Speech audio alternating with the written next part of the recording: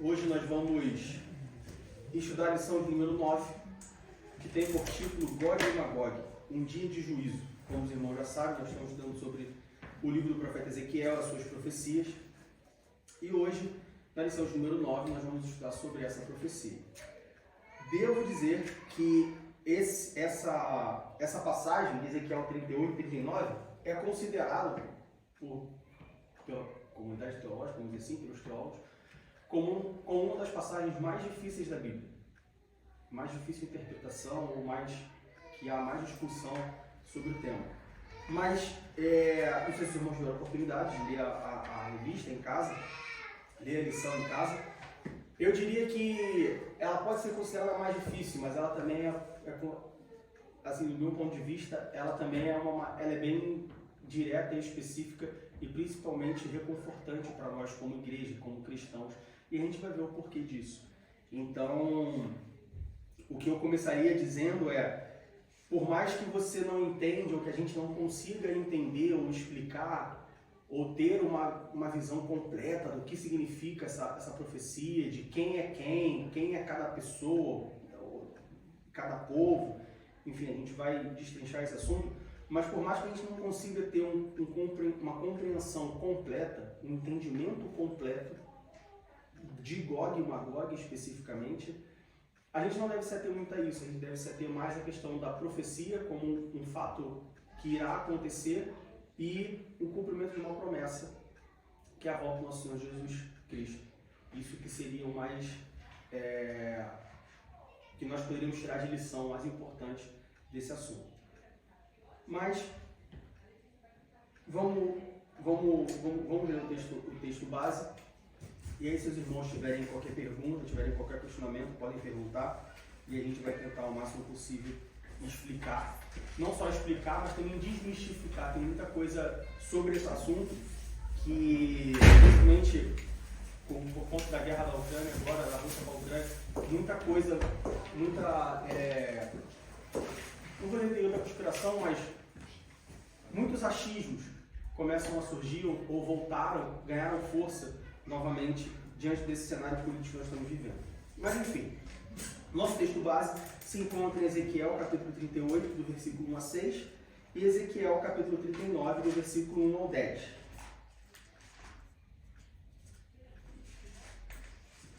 Ezequiel 38, de 1 a 6, e Ezequiel 39, de 1 a 10.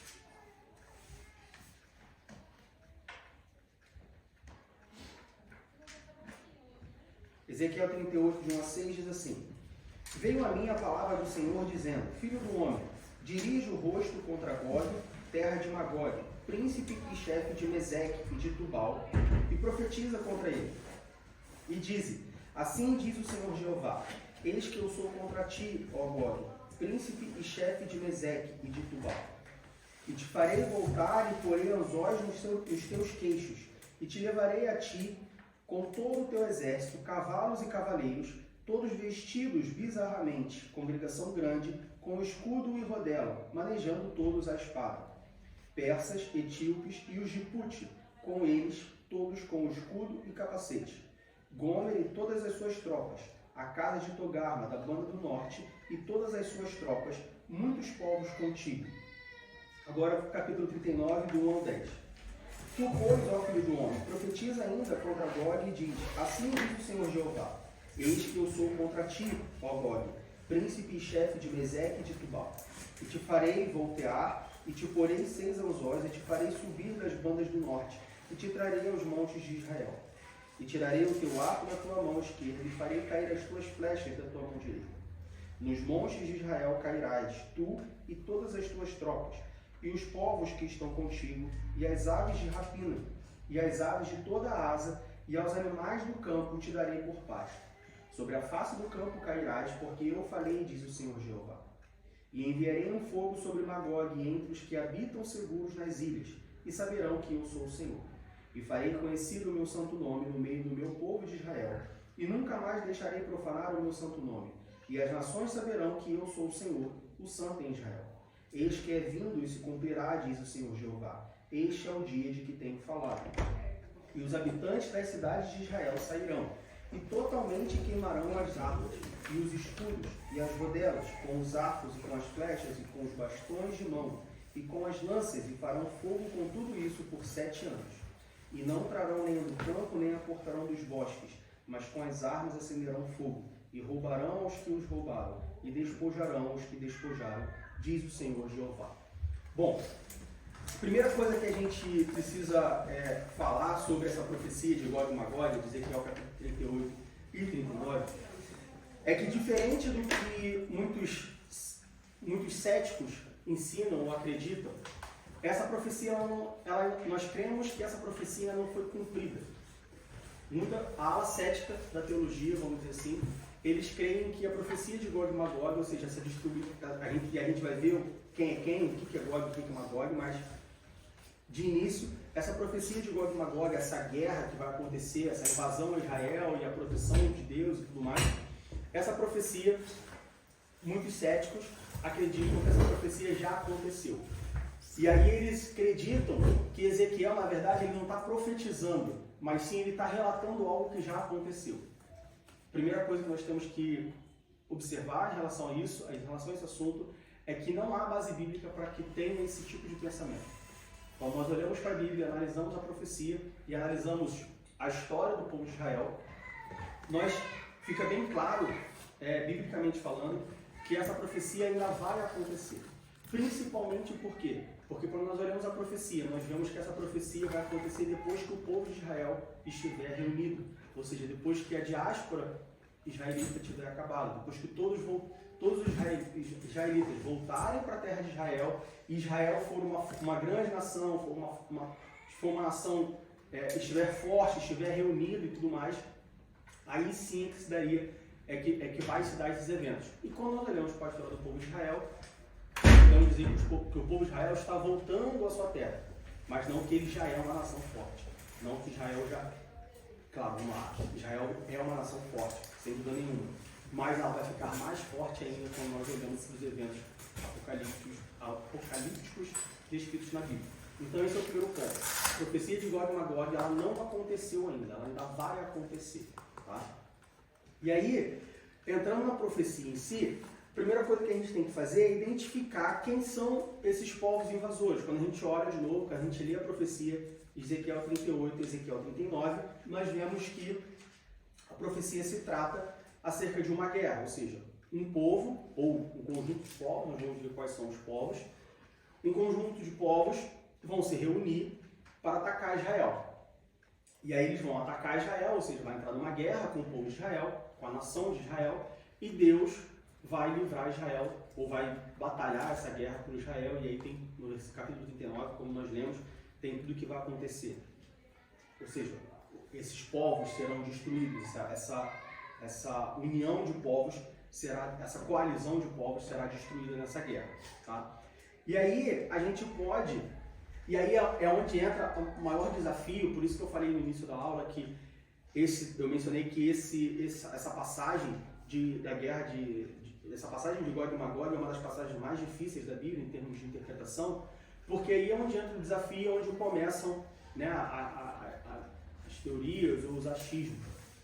O desafio é justamente identificar esses povos. Quem são Gog e quem são Magog. Na verdade, quando a gente olha para Gog e Magog, Gog, o que o texto nos mostra é que Gog é um povo, é uma pessoa. Ou seja, não uma pessoa em si, mas, enfim, a gente vai discutir sobre isso, vai falar da pessoa também. Mas Gog é um povo, Gog é um sujeito, vamos dizer assim, e Magog é um território. Então, por isso que tem Gog e Magog. Não são dois povos diferentes. Gog seria a aliança dos povos, uma pessoa, de novo a gente vai entrar mais em detalhes sobre isso. E Magog seria a região, seria a terra, seria uma região geográfica, vamos dizer assim. E aí, de novo, aí onde está o desafio é a gente tem que identificar quem são essas pessoas, quem são esses povos, principalmente porque quando a gente olha para os povos na antiguidade, e aí aqui Ezequiel ele fala sobre alguns povos, fala sobre Put, sobre Gomer, Togarma, fala sobre os etíopes, sobre os persas. Quando a gente olha os povos na Bíblia, muitas vezes a gente tenta trazer para os dias de hoje quem são esses povos. E na maioria das vezes a gente faz essa analogia, vamos dizer assim, essa comparação, essa identificação com a região geográfica. Só que a gente se esquece que ao longo dos vários anos que se passaram, os vários 1000 anos que se passaram, os povos migram. Então, às vezes, um povo X que habitava no lugar Y, que hoje é o lugar W, esse povo não está mais naquele lugar. Aquele lugar mudou de nome e é outro povo que habita ali. Então, é justamente aí que começa a dificuldade da gente identificar 100% quem são esses povos. E aí o problema continua quando a gente identifica erroneamente esses povos e acaba segregando erroneamente esses povos. A gente vai falar mais sobre isso de novo. Bom, para a gente começar a identificar, a destrinchar quem é Gog e Magog, o que vai acontecer aqui, o que não vai, a gente pode ir para o capítulo 38, versículo 6 e o capítulo 39, versículo 2. 38, versículo 6 e 39, versículo 2 diz assim: 38, 6 diz: Gomer e todas as suas tropas, a casa de Togarma da banda do norte e todas as suas tropas, muitos povos contigo. Então, esses invasores serão muitos povos, serão muitas pessoas de diferentes origens, vamos dizer assim. 39, versículo 2 diz: E te farei voltear, e te porei 6 anzóis, e te farei subir das bandas do norte, e te trarei aos montes de Israel. E aí agora, se a gente for voltar para o capítulo 38, versículos 8 e 16, a gente encontra: Depois de muitos dias será visitado. No fim dos anos virás a terra que se retirou da espada e que veio dentre muitos povos aos montes de Israel. E aí no versículo 16 do capítulo 38 diz: E subirás contra o meu povo de Israel como uma nuvem para cobrir a terra. No fim dos dias sucederá que hei de trazer-te contra a minha terra, para que as nações me conheçam a mim, quando eu me houver santificado em ti os seus olhos, ó Gog. Então, de novo, a primeira coisa que a gente entende, analisando o texto, é que essa profecia ela vai acontecer no fim dos dias. No versículo 8 diz, no fim dos dias, no fim dos anos. Depois de muitos dias, no fim dos anos. E aí, pelo estudo escatológico dessa passagem, a gente entende, de novo, que a profecia de Gog e Magog vai se cumprir no final dos dias. Diego, que final dos dias é esse? Bom, para a gente marcar ponto histórico, no capítulo 38, no versículo 12, a gente encontra: Isso a fim de tomar o despojo de arrebatar a presa e tornar a tua mão contra as terras desertas, que agora se habitam contra o povo, que se ajuntou dentre as nações, o qual tem gado e possessões e habita no meio da terra. Então, o fim dos dias, ele é certamente depois da restauração do Estado de Israel. Ou seja, a gente pode garantir e assumir que esses eventos não será antes da restauração de Israel, ou seja, não aconteceu antes de 1900, eu esqueci a data que Israel foi restaurado, 1969, né? 47. 47. Então isso certamente aconteceu antes de 47, porque até 47 você não tinha Estado de Israel. Né? Israel foi invadido, foi destruído e tudo mais. A gente já aprendeu que Ezequiel ele profetizou durante o cativeiro babilônico, ou seja, na época de Ezequiel, Israel já não era mais um Estado absoluto, um Estado autônomo. Né? Não um Estado como um país, mas enfim, já não era mais um povo independente. Ele já estava sobre o domínio da Babilônia. E a partir daí a gente não vê Israel sendo independente, Israel sendo autônomo, até 47, quando é instaurado o Estado de Israel. Então essa profecia certamente não aconteceu antes de 47. Ah tá, Diego, mas então a profecia pode ter acontecido depois de 47, entre 47 e 2023. Sim, pode ter acontecido. No entanto, não aconteceu por dois motivos. Primeiro, a gente ainda pode dizer que Israel ainda não é um Estado restaurado, a restauração do Estado de Israel não aconteceu 100%, de acordo com os fatos bíblicos. Ainda há coisa para acontecer. Nós ainda vemos Israel é um Estado forte, os israelitas eles têm voltado para a sua terra, mas cada vez mais eles têm voltado. Ou seja, a gente pode entender que a restauração não está completa ainda. Esse é o primeiro ponto. O segundo ponto é que ainda não aconteceu em relação a Israel, ou Israel ainda não esteve debaixo, sob um ataque de vários povos diferentes. Já aconteceu lá no início do Estado de Israel, em 68, mas não grande o suficiente para ser comparado com essa guerra, esses eventos de Gog e Magog. E aí, o terceiro fato é que a Bíblia fala no fim dos dias, no fim dos anos. E aí, de novo, aí vai entrar algumas divergências escatológicas, vamos dizer assim, mas para quem é dispensacionalista, obrigado, pré-tribulacionista, ou seja, a história bíblica é dividida em dispensações, em tempos, em épocas, em eras diferentes, com pessoas diferentes, pessoas que eu digo povos diferentes, sendo tratados por Deus, sendo tratados por Deus, e que acredita que a igreja será arrebatada antes da grande tribulação, que é a linha escatológica que a Assembleia de Deus segue. Para essa linha escatológica, os eventos de Gog e Magog, eles acontecerão ou antes da grande tribulação ou logo no início da grande tribulação. Por isso o fim dos tempos, os fim dos dias, o fim dos anos. Repare que a Bíblia usa fim dos dias, fim dos anos, não usa fim dos séculos. A gente não pode confundir. Quando a gente vê na Bíblia fim dos séculos, e aí a gente está falando, por exemplo, do juízo final. Por que fim dos séculos? Porque ele vai acontecer como um último acontecimento escatológico. Então você tem o tempo presente, Jesus vai voltar, grande tribulação, milênio, e aí de novo vai entrar nas diferentes linhas escatológicas. Nós, na Assembleia de Deus, cremos que a linha escatológica, a linha do tempo escatológica é tempo presente, Jesus volta, arrebata a igreja, começa a grande tribulação, depois da grande tribulação, a igreja desce, reina com Jesus no milênio, e aí você tem a batalha do Armagedon, Satanás é vencido com seus demônios, e todos aqueles que morreram espiritualmente, sem salvação, vão ser jogados no lago de fogo e enxofre, e aí você tem o juízo final, ou seja, aí você tem o fim dos séculos. Então é bom a gente ter, quando a gente está falando de profecias escatológicas, é bom a gente ter essa separação entre fim dos dias, fim dos anos e fim dos séculos. São períodos diferentes. Enfim, diante de tudo isso, nós cremos que os eventos de Gog e Magog acontecerão, esse evento acontecerá ou após o arrebatamento, imediatamente antes da grande tribulação, ou imediatamente antes da grande tribulação, ou após o arrebatamento, logo no início da grande tribulação. A gente não tem como certificar ou garantir em qual. Essa é o que nós temos.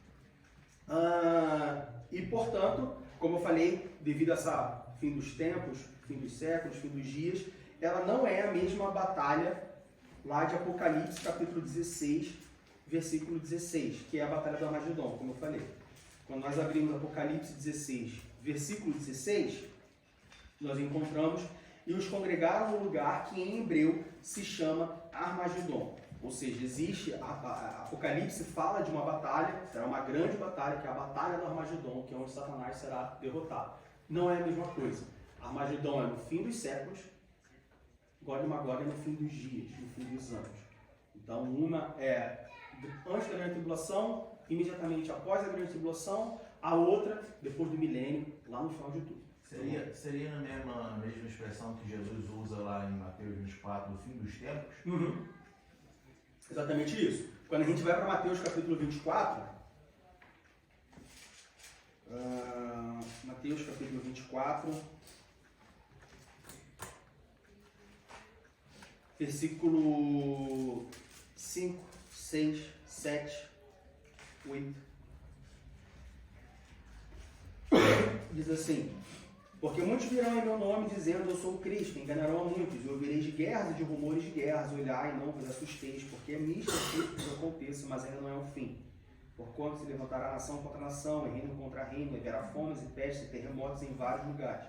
Mas todas essas coisas são o princípio das dores. Então vos hão de entregar para seres atormentados e matar-vos-ão, e sereis odiados de todas as gentes por causa do meu nome. Nesse tempo, muitos serão escandalizados e trair-se-ão uns aos outros, e uns aos outros se aborrecerão. Aqui, Jesus está falando da grande tribulação. E aí, um parêntese, é importante a gente sempre lembrar, quando a gente lê Mateus 24, a gente já teve aqui um trimestre inteiro falando sobre Mateus 24, que Mateus 24, ele é, assim, como eu falei no início, Gog e Magog é considerado uma das passagens mais difíceis da Bíblia de interpretação. Mas Mateus 24 também não é tão fácil assim, porque Mateus 24 ele mistura eventos da grande tribulação, antes da grande tribulação, da grande tribulação, do milênio, ele mistura muita coisa. Ela é quando a gente lê Mateus 24, versículo após versículo, a gente às vezes tem a impressão de que ela é uma linha reta, uma linha do tempo.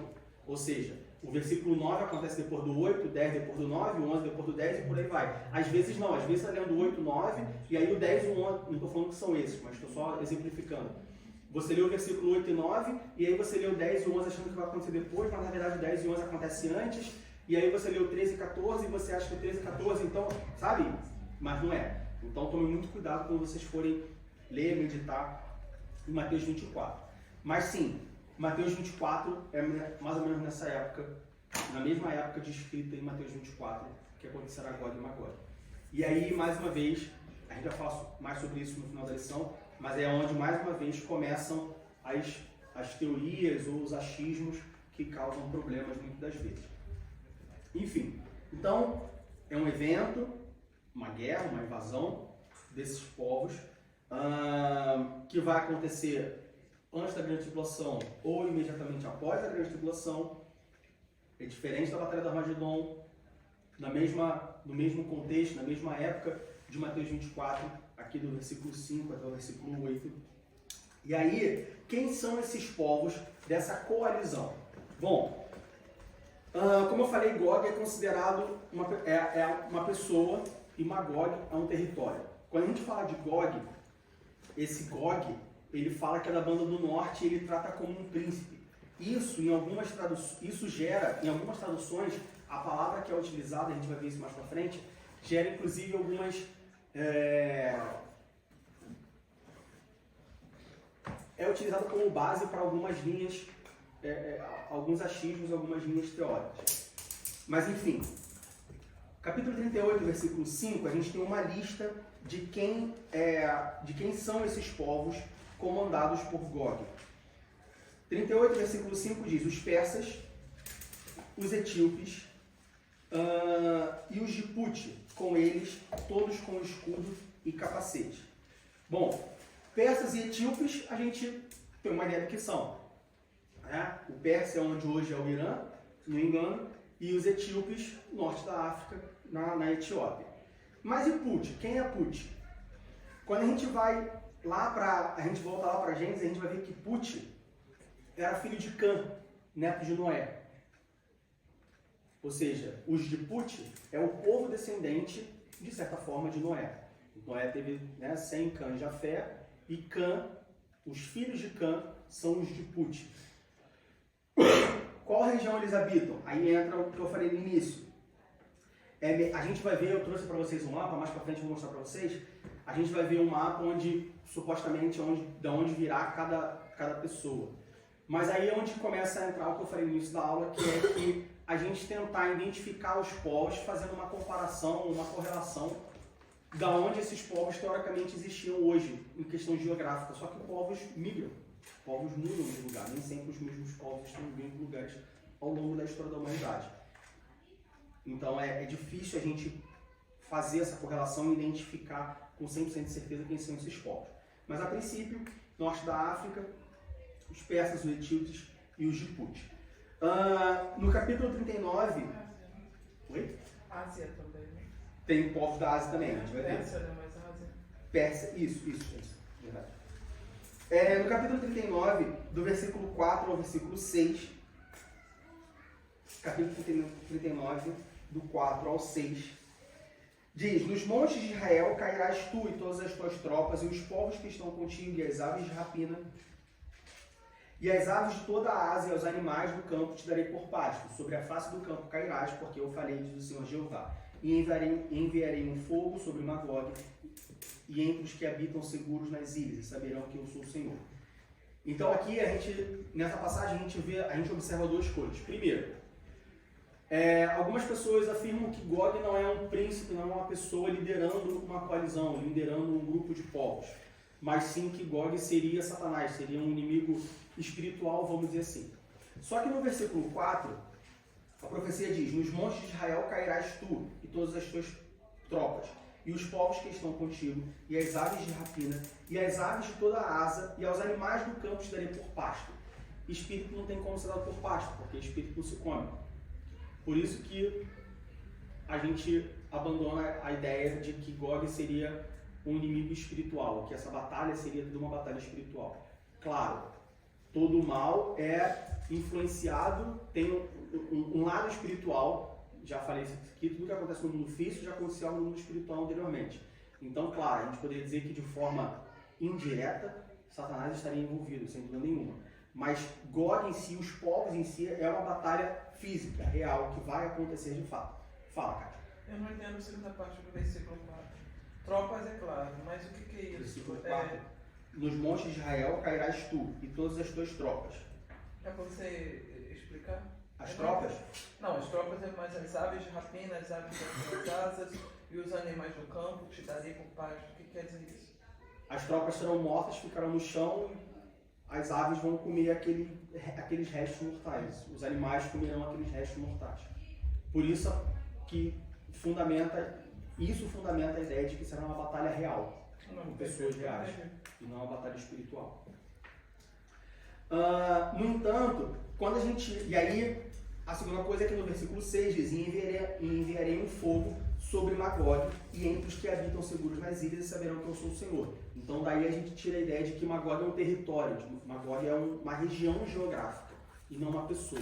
Então quando a gente fala da batalha de Gog e Magog, a gente está falando Gog, uma pessoa, um líder daquela coalizão, daqueles povos que vão invadir, e Magog, uma região, um território. Só que aí também entra, assim como entra a questão de identificar exatamente quem são os povos invasores liderados por Gog, entra a dificuldade de identificar qual é o território de Magog. Porque a descrição, a informação genérica que a informação geográfica que a Bíblia dá é muito genérica, muito vaga. Então fica difícil de você... A gente sabe que vem do norte, mas também tem povo do leste, né, vamos dizer assim, que é o povo asiático, mas também tem um pessoal do sudoeste, vamos dizer assim, em referência a Israel, a gente vai ver no mapa de novo, mas também tem um povo do sudoeste, que são os etíopes. Então, assim, é uma região muito vasta, então você não tem como realmente ali exemplificar, identificar 100%, mas dá pra gente ter uma ideia. Você não vai mostrar o mapa, não? Vou mostrar o mapa mais pra frente, porque a gente ainda vai falar mais sobre a identificação, ainda tem mais outros povos. E aí, quando tem mais falar todos os povos, eu mostro o mapa. Fala. É uma mistura, então, de povos, né? Uma coalizão, né? Porque eu estava vendo aqui, lá em Gênesis, quando Noé planta vinha, e eu queria saber qual foi o filho de Noé que foi embora, né, da família, né? Porque viu a nudez do pai e tudo mais. E aí eu fiquei pensando nisso agora, e é Cã, né? Isso. Foi Cã que foi embora. Mas a gente vai ver também mais pra frente que tem também os filhos de Jafé. Que também é de adolescente de Noé. Mas sim, é uma coalizão. São vários povos juntos, né? Aí eu não sei, assim, eu te diria que se for um misturado, né? Sim. Do ponto de vista, acho que militar e étnico também, existe uma diferença entre mistura e coalizão. Entendi. Né? Misturado é todo mundo junto. Coalizão são povos diferentes Que se juntam para uma juntos só. com o mesmo objetivo. Isso. Né? Uma reunião de grupos e não de indivíduos. Isso, exatamente. A mistura seria a reunião de indivíduos. Então, por exemplo, a Segunda Guerra Mundial, você tinha duas coalizões. Você tinha, né? A gente vê aqui na EU, essa guerra que tá vendo. Junta fulano, nós estamos juntos, não tem EU, mas tal, a gente vai se juntar para fazer isso, mas nós não somos. É uma coalizão, não é uma mistura. Somos porque Então, tem um objetivo, né? Aí fica quem entra, quem sai. Porque às vezes a gente usa a mistura, a gente tem a ideia certa, mas usa a palavra errada. Exato. Mas palavras são importantes. Ok. Então é uma coalizão e uma mistura. Alguma pergunta até aí? Não? Eu achei interessante essa Diga. história que enviarei um fogo sobre Magog, ok? E entre os que habitam nas ilhas e saberão que eu sou o Senhor. Habitam seguros nas ilhas, né? Fogo na ilha é interessante, né? Como é que faz um negócio desse? Morre todo mundo. Ou Não, mas nada. a ilha, a água, é a tua segurança. Você está na ilha, você nunca pensa que vai pegar fogo. Sim. Do ponto de vista militar, então, né? Porque você tem um barco chegando, você consegue ver o barco. Você só ficava no mar. São as nações, história de guerra, são as nações que mais tempo permaneceram sem ser invadidas ou vencidas, são as nações insulares. O Japão é um exemplo bom disso. Por isso eu pensei no Japão o tempo todo, quando eu pensei, mas eu não quero dar aquela, né? O Japão, tá aqui escrito na Bíblia, tá escrito Japão. O pessoal, né? Tá escrito Rússia, a Bíblia, tá escrito Rússia. Pois é, exatamente. Mas é isso que o Diego falou logo no começo da lição, né? A preocupação de você tentar olhar para a pessoa geográfica é você acabar isolando ou tipo, criticando um povo. O caso que a Fran estava falando, que fala dos filhos de Noé, qual que foi, né? Fala de Cão, que eles dizem que é mais o povo da África. Aí entra aquela questão que Mas a gente tempo toda atrás africana. começa a falar, não, por isso que a África é um continente maldito. Gente, para de bobagem. Não, isso é Então, mas é o que o pessoal fala Mas quando acontece muito, quando não tem a sabedoria de entender que... Não, mas é a pessoa que pode... Eu já ouvi, por exemplo, gente da igreja, assim, uma pessoa esclarecida, vamos dizer assim. Tem o respeito, né? Escola dominical e tal. Assim, uma pessoa não era, acabou de citar Jesus, falando que os negros, por exemplo, são os descendentes de Caim. Porque a Bíblia fala que quando Caim matou Abel, Deus colocou uma marca em Caim para que ninguém matasse Caim. Nossa. E aí que essa marca é a coloração negra, do tom negro da pele. Ele falou isso para um negro. Isso é extremamente racista. Total. Um absurdo. Mas esse é o tipo de pensamento... Quando ele falou, eu fiquei tipo, O que você tá falando? como assim, cara? Nossa. Aí a pessoa que ouviu isso saiu, o cara saiu, É. provavelmente, né? Pra não dar um soco, tomar alguma, tipo, foi dentro da empresa isso e Sai tal. da graça. Então assim, o cara, ele é presbítero, era presbítero, né? E aí ele saiu assim e ficou todo mundo, cara, o que você acabou de falar, cara? Da onde você tirou isso? Sabe?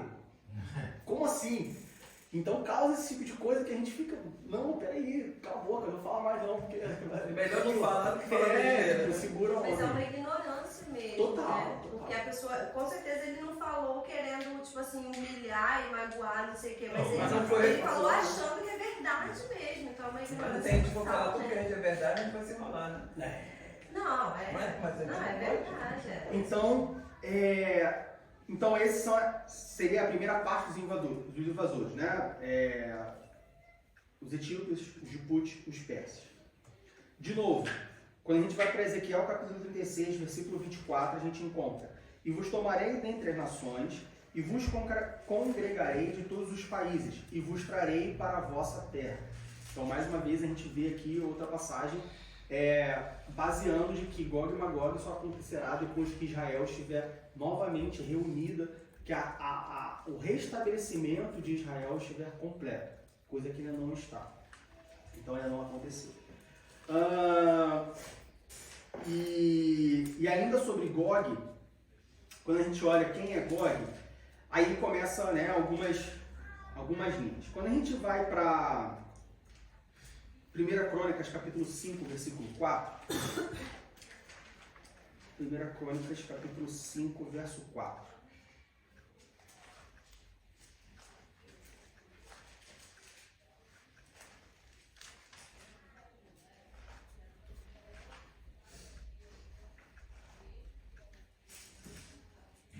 A gente encontra o nome Gog. 1 Crônicas 5, 4 diz assim: os filhos de Joel, Semaías, de quem foi filho Gog, de quem foi filho Simei, de quem foi filho. E aí, versículo 5, Mica, de quem foi filho Reaías, de quem foi filho Baal, de quem foi filho Beera. E aí você tem no versículo 6, o qual Tiglat-Pileser, rei da Síria, levou preso, este foi príncipe dos Rubenitas. E nós encontramos Gog também em Apocalipse, capítulo 20. Versículo 8.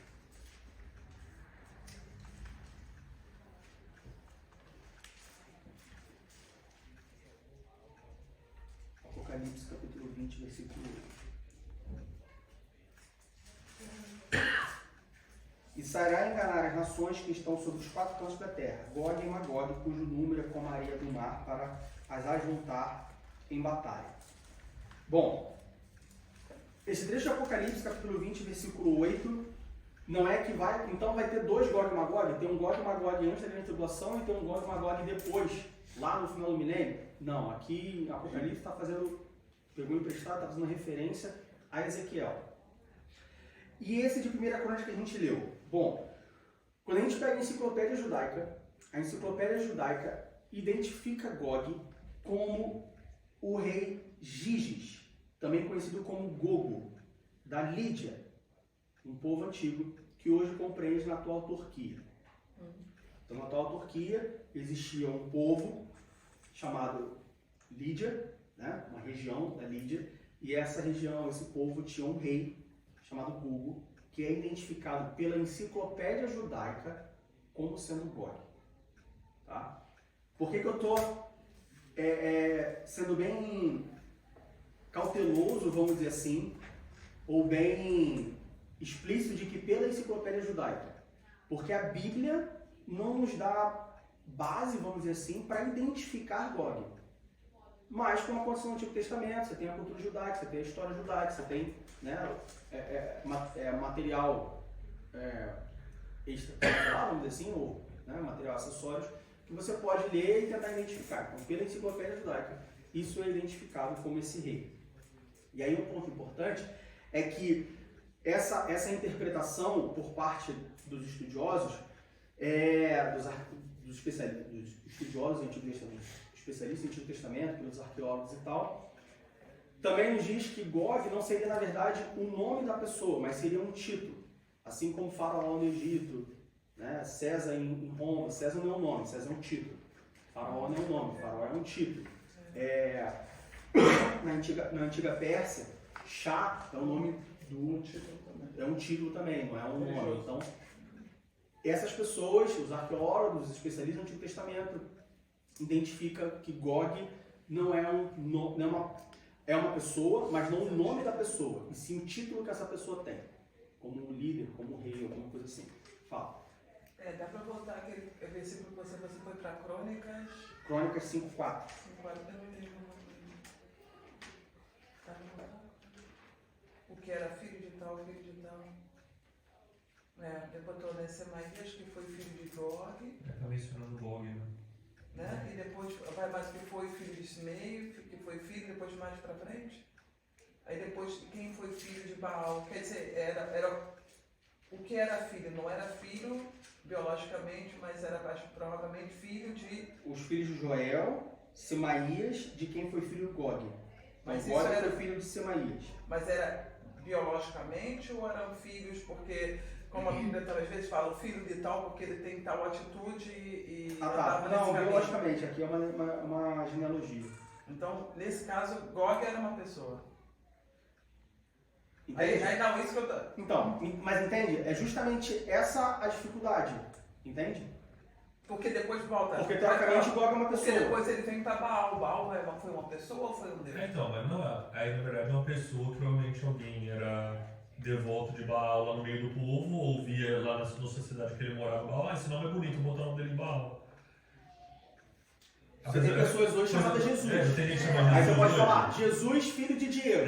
Ué, mas Jesus era filho de Diego ou filho de Davi? Era filho de Davi. Só que o Diego ouviu Jesus e achou bonito. Ou, por exemplo, César. César, filho de Astrogildo. Ué, mas esse César era uma pessoa ou era um título? Porque César é um título.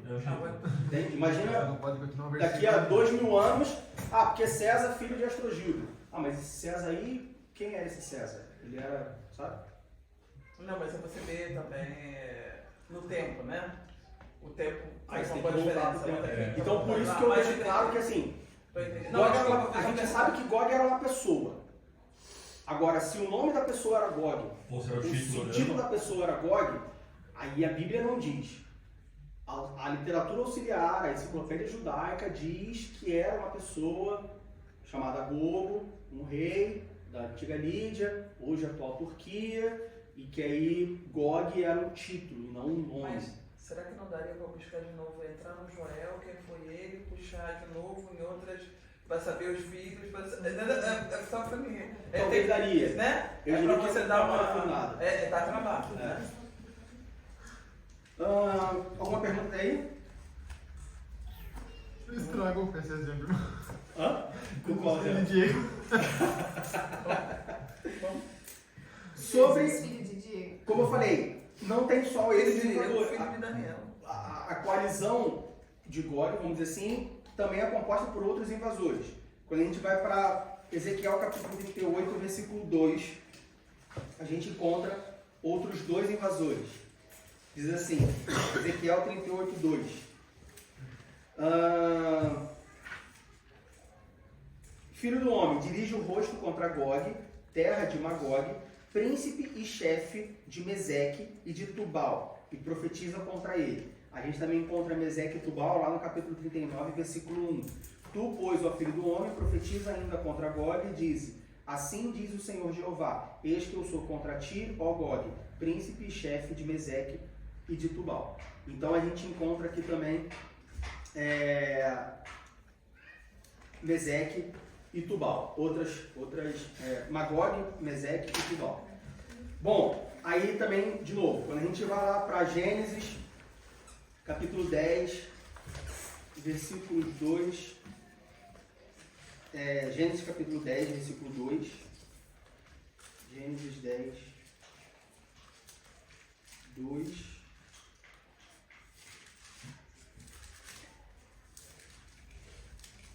a gente vê que os filhos de Jafé são Gomer e Magog, e Madai, e Javã, e Tubal, e Meseque, e Tiras.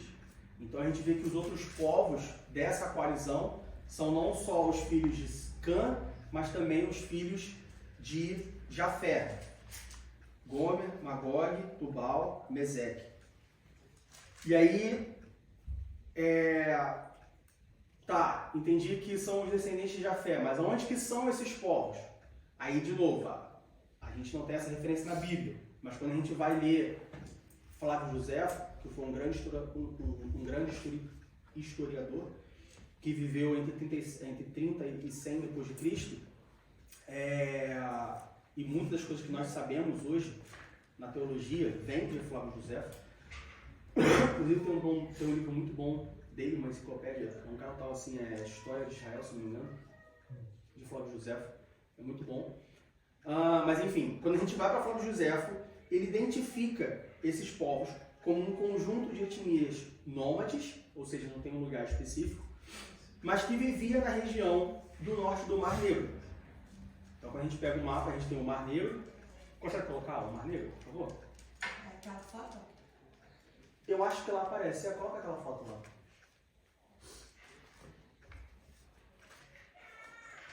Mar Negro é esse aqui de cima. Esse aqui de cima. Nos pertence à Rússia. Isso. Então, no norte do Mar Negro, você está vendo ali Gomer. É que ele tem inglês. Meseque, Tubal. E ali em cima, Tubal. Então, são esses povos, eram povos nômades que habitavam essa região. São os outros integrantes dessa coalizão liderada por Gog que vai invadir Israel. Alguma pergunta? Não? O bonito é que hoje você vendo é Euroásia, né? Ali pertinho da Rússia. Isso. Não é tão. Turquia, Parte da Irã. Turquia, você vê a Pérsia, você vê. Tem a África, são 3 continentes aí, né? Isso. Até a parte Mínimo, do no leste europeu ali de Gomes E as também. ilhas eu não sei de onde que ele tirou, não sei se é Itália, ou o que é, onde é que é. Mas. Gomer é o primeiro. Toda essa região aí. Quer dizer, não fica Gomer é o muito primeiro longe de filho de hoje, de Jafé. onde a maioria dos conflitos existem. Sim. Pois é. Quer dizer, não, sente, né? Aí Bem perto, bem perto, é onde a bem gente vai falar no próximo. final, que é justamente onde entra o perigo. Assim, não um perigo, mas por exemplo, você olha isso e você fala, porque o Irã vai. Calma, porque o Irã. Então se eu sou israelense não gosto do iraniano. Calma, qual que é o teu problema com o iraniano? Entende?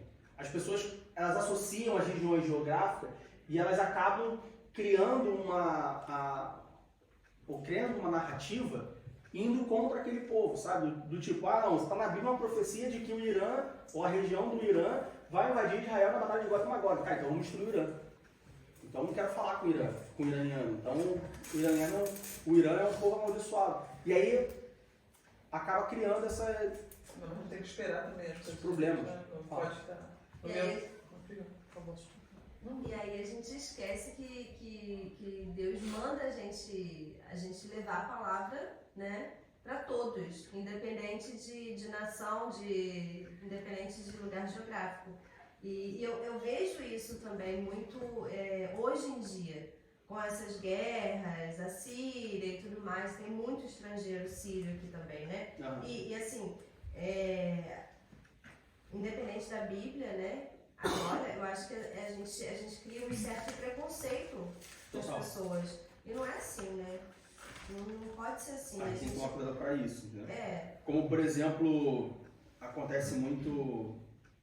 As pessoas falam sobre o anticristo, né? E aí, porque o anticristo falar que vai vir vai ser o Papa, né? Que o anticristo vai ser o Papa. E aí, não, porque o anticristo vai ser o Papa, então ele é católica. Não, eu vou para a Itália. Não, você não pode visitar o Vaticano, porque é lá onde sabe, as pessoas criam um negócio, Se desespera antes da hora e criam, sabe, um fuzuê, uma confusão generalizada, que aí fica, calma gente, espera, o negócio vai acontecer ainda, sabe? Você cresceu numa igreja. Você pode ir lá no Vaticano, visitar o Museu do Vaticano, é muito bonito, por sinal, tem muita história. É interessante, tem muita história, não se preocupa, você não vai sair de lá com a marca com 666 tatuado na testa E se não vai Jesus comprar e voltar, não vai levar nada. Então, quando Jesus voltar te pegar no Vaticano, você fica. sabe? Opa! Não, é sério, acho que essa questão é um ponto que a gente agora faz um pouco assim, mas eu digo que nem nos anos 90, quando eu tava crescendo assim, isso daí era coisa do tipo assim. Vai no cinema. Chegava alguém na igreja e falava assim, olha essa foto aqui, aí tinha uma foto do Papa, e alguém cortou um pedaço da cruz, a cruz tá de ponta cabeça, ele é um anticristo. E o pessoal ouvia isso e gerava medo nas pessoas de um jeito. Mas religião é muito com medo. Então, mas hoje em dia, se você pega o pessoal do WhatsApp aí, muitas vezes, que ouve essas coisas, tipo, isso aí que você tá falando é uma foto no WhatsApp hoje, com certeza. Olha aqui a foto do... Algum grupo de oração tem essa foto. Tem essa foto aí, olha aí o Papa Anticristo, entendeu? Então, assim... Ou esse presidente, ou aquele presidente, ou não sei o quê. Né? Então, a gente tem que ter muita sabedoria mesmo, porque senão vira ódio assim, ó. Mas deixa eu fazer uma pergunta, já jogando então. Digo, fala. Mas será que isso não seria porque, vamos supor, Irã, pela atitude deles, de eles, né, não o povo em si, mas a parte militar, a democracia deles ali, de eles matar inocente, guerrear desse jeito, odiar Israel como odeia, será que essa não é uma das questões que os teólogos algumas pessoas acabam... Sim, pode ser, mas a gente tem que ter em mente também e separar tanto a parte bíblica quanto, claro, de certa forma está atrelado, mas a gente tem que saber separar as coisas. E outra coisa, o jornalismo como um todo, ele mente. Verdade, Bom, isso é verdade. Não dá pra acreditar. não dá para acreditar. Então uma coisa é que você vê pela mídia, uma coisa é que fala para você, outra coisa é a verdade. Eu costumo dizer que toda história toda história tem dois lados e uma verdade. Então assim, porque o Irã tem todos esses problemas e tal, que a gente está vendo agora. Ontem, por exemplo, eu estava na Cudã, teve uma manifestação e tudo bem, tipo, legal, concordo, ok. Mas se a gente for a outros países também, se a gente for aos Estados Unidos também, não são santinhos, né? Pelo amor de Deus. Não tem razão. Se a gente for à Inglaterra também, veja bem, O todo mundo tem culpa, sabe? Não, eu acho. Então, O problema também é que nós. É aquela coisa como você falou de falar do. De certa forma a gente tem discriminações. Eu acho que a gente, se for honesto, todo mundo tem, como diz o alemão, uma gavetinha, onde pulam discriminação aqui. Porque como... É humano, mas eu acho que nós, como cristãos, nós devemos evitar isso. E aí é que tá, porque essa briga de Israel com os outros é uma briga muito complicada, que se você não estiver orando realmente pela palavra de Deus, você não vai entender isso. e principalmente Você não vai olhando entender. para Cristo. Paulo Não fala vai que entender. Cristo é o nosso alvo. Então olha para Cristo. E orar. A gente está estudando aqui, eventos e tal, legal, bacana como conhecimento, mas olha para Cristo. Foca em Cristo, deixa os povos, deixa as guerras, deixa a injustiça, deixa isso aí. Olha para Cristo. Deixa o socialismo, o capitalismo, o comunismo, o ismo e todos os outros ismos de lado, olha para Cristo, porque Ele é o alvo. E se nós estivermos olhando para Ele, centrado nele, focado nele, marchando para Ele, você pode ter certeza que você vai chegar no lugar certo. Aleluia. E aí, então, cara, se a Bíblia diz orar para Israel, vamos orar. Vamos orar orar. porque na paz de Israel está a vossa paz. Não entendo porquê, Mas deve ora, ter- se mandou, mas deve ter ora. algum motivo, não sei, vou orando, Verdade. vou orando. Ainda, identificando quem são os outros membros dessa coalizão de Gog, em Ezequiel capítulo 38, versículo 5, diz assim: persas, etíopes e os de Pute com eles, todos com escudo e capacete. E aí, quando a gente vai para Gênesis capítulo 10, versículo 6, a gente vai ver que Pute, por exemplo, ele era descendente de Cã. Gênesis capítulo 10, versículo 6. E os filhos de Cã são Cuxi, e Misraim, e Pute, e Canaã. Então a gente vê que toda essa coalizão de Gog são povos oriundos ou descendentes dos 3 descendentes de Noé. Cã, Jafé. Não, Cã e Jafé. Não são os descendentes, não são todos, né? Porque tem 100 Cã e Jafé, é verdade? Então são os descendentes de Cã e de Jafé. Aí a gente já começa a entender, não entender, mas a gente começa a rastrear um pouco de não só dessa guerra de Gog e Magog, mas toda a história do povo de Israel, que o povo de Israel são descendentes de Sem, Semitas. né? São os semitas. E aí você tem Cã e Jafé, e aí os descendentes de Cã e Jafé são os que vão lutar contra os descendentes de Sem. Então você começa a ver aí que tem uma correlação, vamos dizer assim, você começa a traquear a história, assim como você olha os árabes e os judeus, aí você vai ver quem são os descendentes de Ismael, quem são os descendentes de Isaac. Então a gente começa a ver que as histórias da Bíblia não são historinhas da Bíblia, não são contos mitológicos, sabe? A gente começa a construir todo aquele tempo, e aí eu acho interessante quando isso acontece, porque eu imagino aquelas cenas de filme policial, assim, que né, você tem que pegar o bandido, aí você tem uma parede gigante com um mapa e várias fotos, aí tem as linhas vermelhas, assim, tudo cruzado, sabe? E aí com post-it, anotação, e você vai seguindo a linha, então é isso aqui, você vai juntando os pontos, sabe? Eu acho isso muito interessante. Fala. Uma observação, pelo que a Bíblia diz, são famílias, né? Tipo assim, existe um conflito dentro de uma família que divide. Isso. E aí eu lembrei da sua pregação no culto da família. E assim, os 4 pilares, né? Alguma coisa falhou. Quando alguma coisa tá errada. E aí fica então... a lição para nós de que, poxa, no fim de tudo, é uma família brigando. Sim, sim. São 3 irmãos, 2 contra 1, que virou essa confusão toda. O que eu preciso fazer na minha família para os meus 2 filhos não brigarem? Sim. Sabe? Claro, guardando as devidas proporções e descendência e tudo mais, mas o que eu preciso fazer? Aonde Noé errou para que Jafé e Cã se juntassem contra Sem? Não estou falando que eles se juntaram contra Sem lá atrás, mas para que a descendência dele se espalhasse tanto assim. Entende? Esse é o desafio que fica para nós. O que eu preciso fazer com a minha família? Aonde que Noé errou? Aonde que eu tenho que vigiar para não cometer o mesmo erro e deixar que isso aconteça? Até porque se você entrar nesse ponto entre os semitas, que aí você fala de Samaria e Israel, que os dois são semitas, Já tem outra divisão já aí. estava separado também. Então assim... Então, você tem esses povos, os persas, os Cush, Put, e aí os persas correspondem aos... Seria o povo correspondente aos países árabes. A Pérsia onde hoje é o Irã. Cush é a Etiópia, norte da África. E Put é a região da Líbia. Inclusive, em algumas traduções, como a linguagem de hoje, por exemplo, a NTLH, não aparece mais Put, aparece Líbia.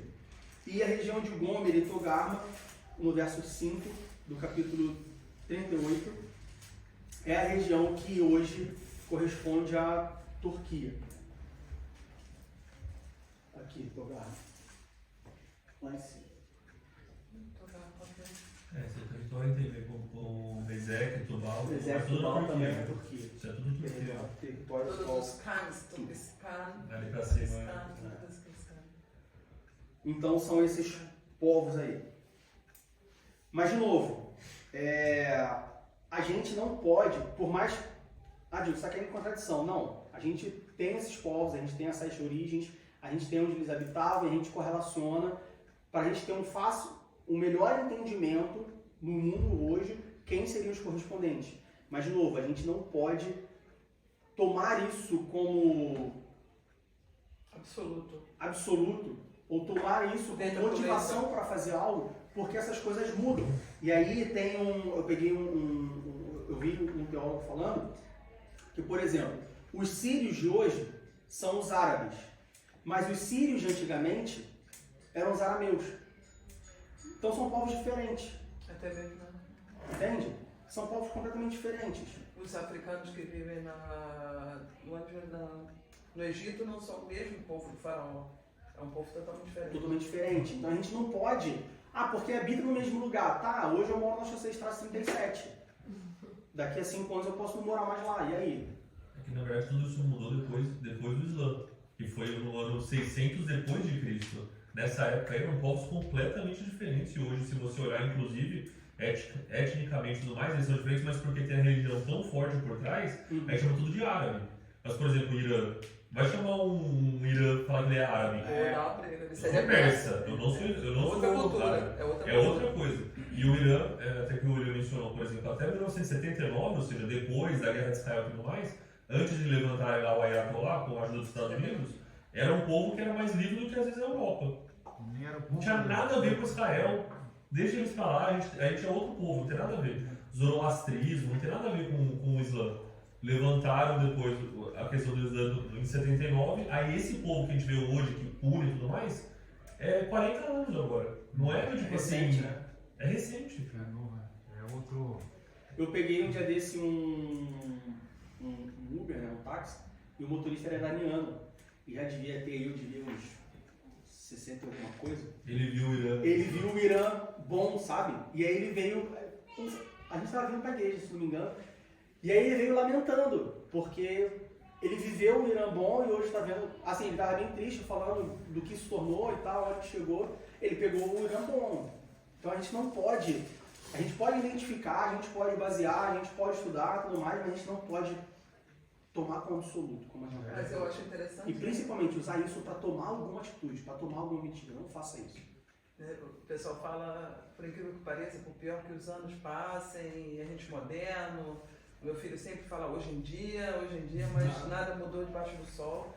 Que as grandes guerras sempre são por dois motivos, por água e por religião, né? Por quê? Água. No fim das contas, tudo isso é poder. Né? Mas eu fico vendo assim, e você vê ali, ó, você vai ver, ali é o povo israelita que tem só um Deus, ali ele já tem outros, na realidade são brigas de vários deuses, né? Você vê, e não muda. Tem outra, por fora é outra ideia, mas por dentro sempre é. Sim. No fundo é a mesma ideia. E outra coisa também que a gente tem que sempre se lembrar é que quando a gente olha na Bíblia, muitas vezes a Bíblia, ela usa povos para falar da corrupção humana e não dos povos em si. Como, por exemplo, o Egito. Às vezes a gente fala, porque quer voltar para o Egito. Tá olhando para o Egito, né? Quer voltar para o Egito. Foge da Babilônia. Mas a gente não está falando do Egito. Então quer dizer que o crente não pode ir no Egito? Não, pode. Vá lá. Nunca fui. Parece muito bonito. Bem barato, inclusive. Vá lá visitar o Egito. Não tem problema você ir ao Egito. Quando a Bíblia fala do Egito, claro, lá no Êxodo, mais Egito realmente é aquela região. Mas quando a Bíblia fala do Egito, de forma geral, a Bíblia está falando da corrupção humana inspirada, vamos dizer assim, ou refletida no povo do Egito, no povo da Babilônia, no Império Romano, tá? Mas não do Egito. Então o crente não pode ir no Egito, o crente não pode ir na região da Babilônia e o crente não pode ir em Roma. Ele pode ir em qualquer outra cidade da Itália, menos Roma. Não é isso. A gente tem que ter essa separação, tem que ter essa clarificação. Quer alguma coisa? Não, Tô vendo que tá pesquisando pro lado do outro. É porque eu fico pensando, toda essa briga que partiu dos filhos de Noé,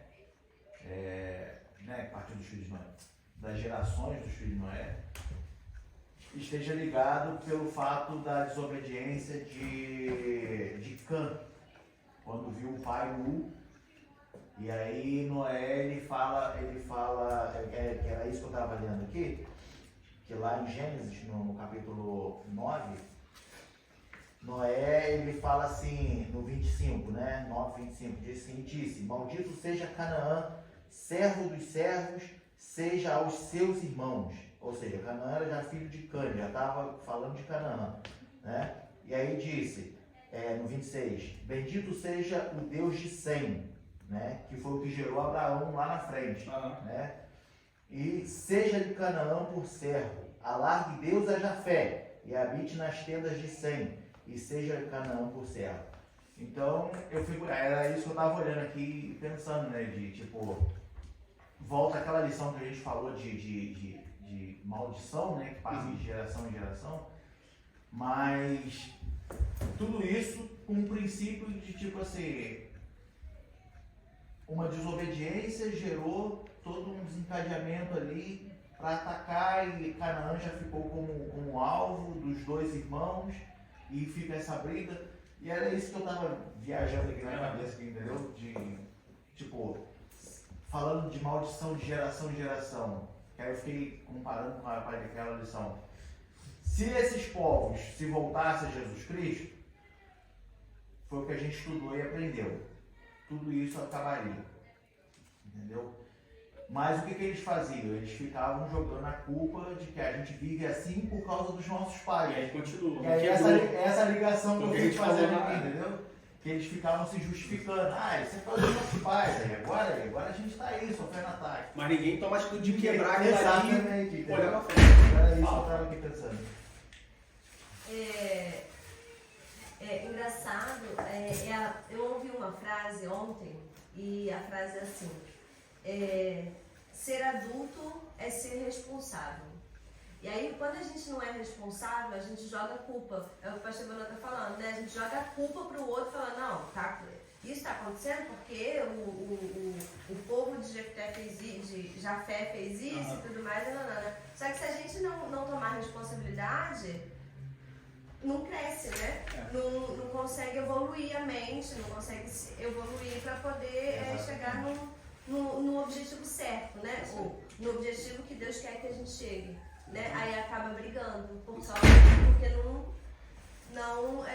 assume, né, a responsabilidade, né? Não toma a posição que deveria tomar. Não toma a posição que deveria tomar. Mas o interessante nessa história também, né? O que Deus falou vai se cumprir, né? Ele conhece os nossos corações também, né? De um lado a gente tem todo o lado, a cada momento podemos mudar a nossa história, mas a profecia de Deus permanece. Sim. Se Ele disse que vai acontecer, Gog e Magog, isso aqui. Exatamente isso. E aí, eu vou pegar esse gancho, porque como eu disse no início da lição, existe muita teoria, existe muito achismo, e principalmente muitos cristãos tomam atitudes baseadas nisso. Quando a gente olha de novo para o capítulo 38, versículo 2, ou capítulo 39, versículo 1 de Ezequiel, vamos para o 39:1, que é o versículo que eu vou usar como base. No capítulo 39:1 diz, tu, pois, ó filho do homem, profetiza ainda contra Gog, e diz, assim diz o Senhor Jeová, eis que eu sou contra ti, ó Gog, príncipe e chefe de Meseque e de Tubal. No 38:2 diz, filho do homem, dirige o rosto contra Gog, terra de Magog, príncipe e chefe de Meseque e de Tubal, e profetiza contra ele. Como eu falei, essa é uma das passagens de mais difícil interpretação da Bíblia. E aí existe, a gente já falou sobre isso, sobre toda essa identificação dos povos e tudo mais. Por exemplo, segundo a Talmud, Magog é a mesma pessoa de Gog.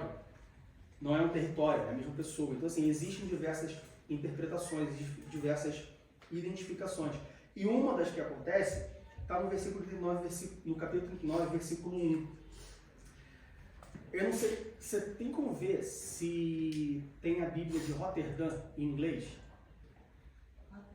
A tradução de Roterdã.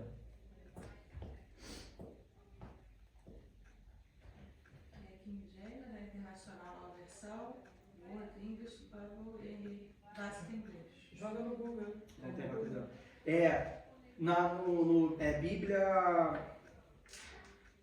Bibliaonline.com.br, você tem a tradução de Roterdã. O que acontece? depois, principalmente depois do início dessa guerra da Rússia com a Ucrânia, muitas pessoas, tanto teólogos quanto pessoas mesmo, claro, teólogo é uma pessoa, mas a igreja, muitos crentes, atribuem Gog como a Rússia.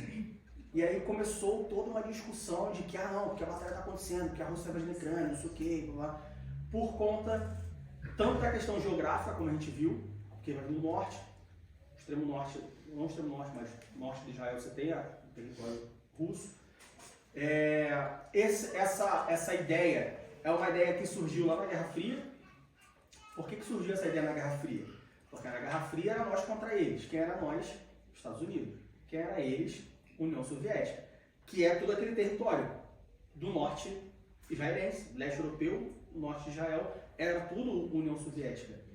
E aí, por que criou-se muito disso? E aí isso é interessante. E aí isso vem não só disso, não só desse assunto, mas, por exemplo, eu estava discutindo uma vez com um amigo meu, falando sobre cinema. E aí, falando sobre Hollywood e tal, ele falou, mas por que Hollywood é bom? Por que você só assiste os filmes de Hollywood? Você tem outras fontes de cinema que são tão bons quanto. Mas o brasileiro específico, ele é criado muito americanizado, ele sofreu muita influência dos Estados Unidos. Então criou-se essa ideia de que os Estados Unidos é o bom e a Rússia é o demônio do mundo. Não estou entrando no mérito sobre quem é bom ou quem é ruim. Não, estou falando que é passada essa ideia. É uma questão de ótica. Né? É uma questão de ótica. Se você for por outro lado do mundo, você vai ver que a visão é totalmente diferente. E isso é muito interessante, nós como seres humanos termos essas visões diferentes. Claro, não deixar influenciarmos por nenhuma delas, ou nos misturarmos com nenhuma delas. Mas termos essas visões diferentes, essas opiniões diferentes, vamos dizer assim, consumir a mesma informação de fontes diferentes para a gente poder justamente ter essa discussão. Enfim, durante a Guerra Fria, criou-se essa fala. Ezequiel capítulo 39, versículo 1.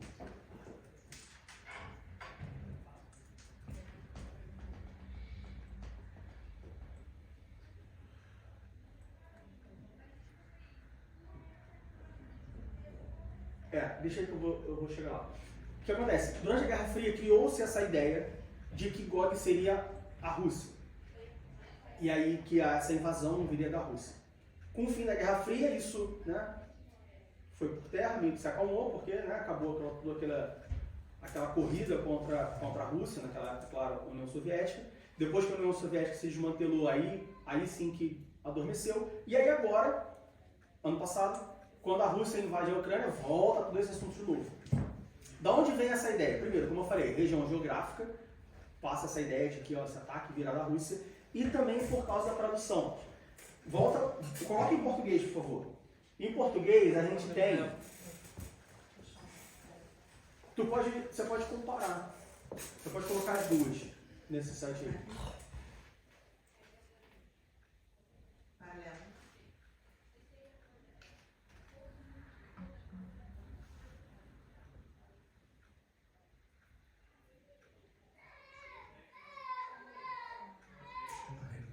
Enfim, no capítulo 39, versículo 1 diz: Tu, pois, ó filho do homem, profetiza ainda contra Gog e dize: Assim diz o Senhor Jeová, eis que eu sou contra ti, ó Gog, príncipe e chefe de Meseque e de Tubal. O que acontece? Esse chefe, no hebraico, é Ró. E aí, quando foi traduzida o hebraico para o grego, a Septuaginta, quem está fazendo seminário já estudou sobre isso, foi-se utilizado um substantivo chamado Rosh. E aí lá, na tradução em inglês, você tem ali no final: Behold me against thee, O Gog, Prince of Rosh. E aí o som é parecido com Rússia. Russia, em inglês. Rosh, Russia. E aí, isso, né? Passando no grupo do Zap Zap, né? O Zap Zap de 40 anos atrás, o Zap Zap de 50 anos atrás, Junto Lé com Cré, né? A semelhança de sons faz com que muitos estudiosos entendam ou entendessem de que, né, Gog seria o príncipe da Rússia, seria o presidente da Rússia, ou que Virou Putin. Virou Putin, virou- é isso aí. Aí junta que o cara também não ajuda, né? Também não faz questão de Se mudar um pouco a comporta imagem, igual, né? Se comporta se igual. comporta igual, aí junta tudo, né? Mas E aí acaba. E aí outra semelhança, por exemplo, eu vou chegar lá. Mesec, no inglês, lembra Moscou. E Togarma tem uma cidade na Rússia chamada Tobolsk. quando a gente procura, a gente sempre acha. Quando procura. É isso. Ah, aí. exatamente. É. Quando a gente procura, a gente Isso aí. sempre acha. E aí começaram a procurar, começaram a achar, e surgiu essa ideia, essa narrativa, de novo, no período da Guerra Fria, e aí adormeceu e agora, ano passado, voltou à tona de que, primeiro, Gog e Magog é a Rússia e os seus aliados, e segundo, de que a guerra que começou ano passado já é a guerra de Gog e Magog. Aí juntou que o presidente da Ucrânia, de descendência judaica, e aí, não, então Israel, não, mas não era contra Israel, não, é contra Israel o povo, e o presidente é judaico e tal, é de origem, ele não é judeu, mas é de origem judaica. Enfim, aí teve gente também que já foi atrás da linhagem de Putin e achou que Putin vem da linhagem, né, não sei se de Jafé ou de Cã, enfim. Começa a procurar. E começa essas ideias. Mas Fala. eu acho isso muito perigoso, principalmente. Eu gosto muito de Total. política, mas quando a gente vê a Segunda Guerra Mundial, como foi tudo, todo mundo caminhou junto, até mais ou menos quando o Hitler não deu, aí depois o pessoal voltou. A gente tem que tomar muito cuidado. Sim. Eu estive na igreja de Zutztern uma vez, foi muito bonito, ali em Kreuzberg, e foi ali que Hitler presenteava as igrejas que trabalhavam com toda aquela coisa do Terceiro Reich, né?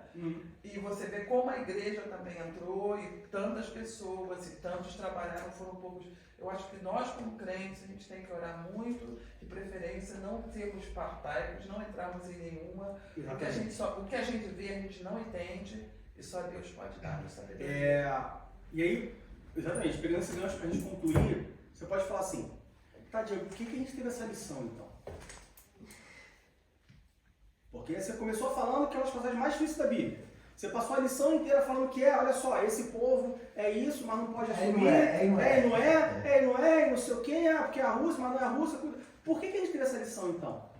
A gente teve essa lição porque quando a gente vai ler a profecia, uma das coisas que pelo menos me chama a atenção nessa profecia é que aqueles que vão invadir Israel são como a areia do mar.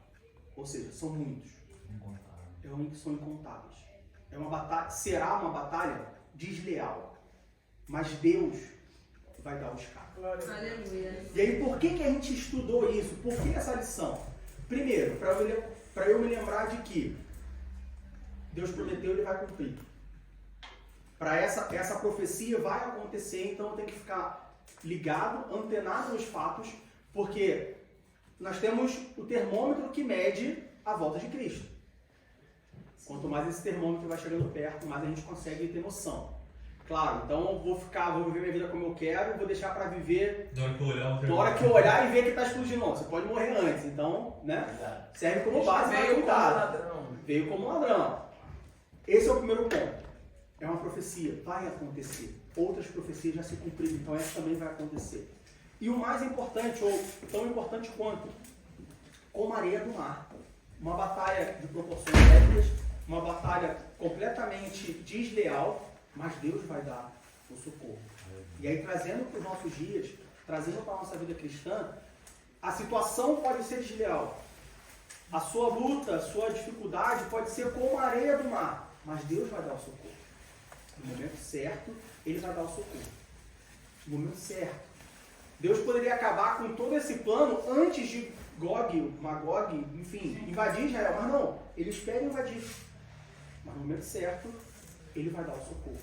Por isso que nós estamos estudando essa lição, por isso que tem esse assunto. Porque eu me perguntei isso. Quando eu via os assuntos, eu falei, Gog e Magog? Mas por quê? Sabe, tipo, da onde que tirou e por que esse assunto? É um assunto difícil, é um assunto complexo, é um assunto, né, que fica esse não é. Não, mas olha só, é importante a gente saber, primeiro, que a palavra de Deus vai se cumprir. Segundo, que Deus vai dar o socorro na hora certa. E aí, quando a gente traz isso para o nosso dia a dia, quando a gente medita sobre isso, a gente sente um alívio e a gente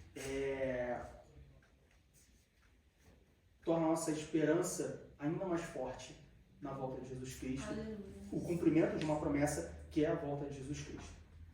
Amém? Tudo bem até aí? Alguma pergunta? Alguma curiosidade? Eu só queria dizer que eu achei interessante. Eu fiquei pensando também, por que a gente aprende com esse negócio? Por mim, eu já fazia o hackathon, que é tão complicado que às vezes a gente não entende. Mas, quanto mais a gente aprende da palavra, já ouviu, mais a gente está preparado. Quando a gente ouvir outra coisa, eu falo, peraí, a gente não é enganado tão fácil. Porque o pessoal sempre puxa uma coisa da Bíblia que você nunca ouviu falar. Eu falei, não, tira esse negócio. Como disse o irmão, o Israel é o termômetro, né? Então é um templo, ficar de olho no templo, nesses acontecimentos de guerra. Por isso que a Bíblia diz, olha a figueira. Mas é que a palavra diz também que até os que são cristãos, se não vigiarem, serão enganados no fim dos tempos. Então, você acha que ele vai falar do tipo assim, vai aparecer o chifrudo vermelho e vai falar assim, ó, vem aqui. Você tá de então. vermelho. Eu sou magoado. Cuidado, né? Aí Vai numa falar dessa, vermelho hoje em dia é perigoso, a pessoa vai falar que é vermelho comunista. Então tem que tomar cuidado, né? aí numa dessa, Então. ainda mais aqui em Berlim, que é, né, certamente é mais difícil disso acontecer no Rio de Janeiro, em São Paulo, no Brasil, mas aqui você tem um russo, aí você fala, não vou falar com o russo, porque o russo é onde ele engorda e tal. Tá, e o seu testemunho como cristão fica onde? Acho que esse é o desafio da igreja, ser diferente, né? É isso aí. Diferente. É isso aí. Exatamente. Que Deus abençoe em nome de Jesus.